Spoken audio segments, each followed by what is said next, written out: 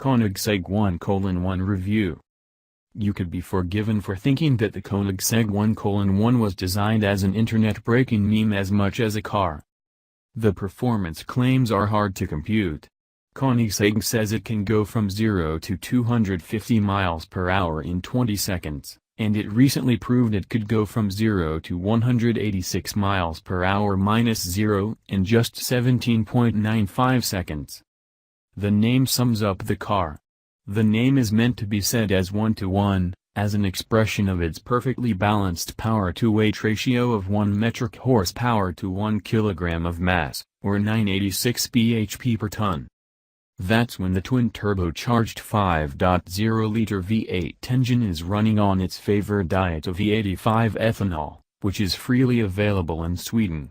Running on regular super unleaded, as we are today, the output is restricted to just 1160 bhp, although that's still good for 852 bhp per ton. A passenger ride comes first. It's raining hard and the bloke charged with showing what the One:1 is capable of drives us to the test track, a mile-long former military runway that sits right next to the Koenigsegg factory. The One:1 demonstrates a neat trick, automatically raising its ride height for the speed bumps on the exit road. GPS sensors also allow a battery of active systems to be adjusted corner by corner on tracks the car has learned, or which are downloaded through its internal 3G data connection. It's still raining and on the sodden surface of the runway something close to open warfare breaks out between the One:1's engine and its stability control system, the engine fluttering as the vast 345/30 R20 Michelin Sport pilots struggle for grip at the back. It never arrives. I'm looking at the digital speedometer as it passes 200 km per hour and I can still feel the rear end squirming. And then, with jarring suddenness, the runway is approaching sideways and the driver is frantically winding on opposite lock. For a second or so he holds the slide, but then there's the sensation of the pendulum swinging the other way and the One:1 starts to spin towards the rushing green that edges the asphalt. Fortunately we encounter nothing more than wet grass as we sigh the 50-yard track off the runway and stop, the cabin filled with nervous laughter. The car itself is blameless. Walking back to where the spin started reveals deeply pooled water across the runway. Even all that downforce couldn't stop us from aquaplaning. My turn to drive, and my pulse is racing even before starting the engine. The driving position is intimate, sitting in tight-fitting seats and with pretty much every surface made from either carbon fiber or covered in Alcantara. 3 VDU instruments sit behind the steering wheel, with the temperature display incorporating a power gauge and PS that reads to 1500. The speedo goes to 450 km per hour. Neither is exaggerating. A sighting run proves the One:1 is practically a pussycat at everyday speeds. The engine is tractable and there's a decent amount of torque well before you reach the boost zone. The steering feels great, nicely geared and with both positive reactions and some nicely weighted feedback.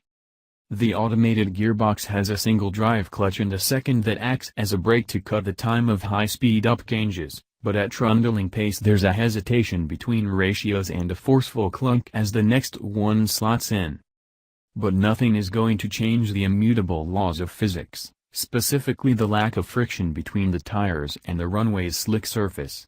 An experimental prod of the throttle at around 60 miles per hour in third gear produces a stab of acceleration and then, as the turbos spool up, the back end starts to struggle for grip. The stability control works well to keep everything straight, but I know I'm only experiencing a scant percentage of the One:1's performance. Pushing the throttle down further produces a Gotthardammerung of noise and fury from behind the cockpit. The acceleration feels immense, yet throughout this the power gauge doesn't rise above 600 PS, I'm experiencing less than half what the car has to offer. We give up on the runway and move on to some of the local roads. Considering it's the turned up to 11 version of what is already a track-focused car, the One:1 copes well with the real world, even on the narrow roads of this part of the world. There's surprising compliance in its suspension and the steering stays good at everyday speeds, delivering pin-sharp responses, Apparently the Lotus Exige was the model for how all Koenigsegg's steer. Even sticking to the top inch or so of throttle pedal travel, and the 1:1 drives safely at the sort of pace that almost nothing else could touch. The good news is that we've got the following morning with the car as well. It dawns grey and overcast, but the rain has stopped, and back at the runway the standing water has gone, although the surface is still cold and greasy.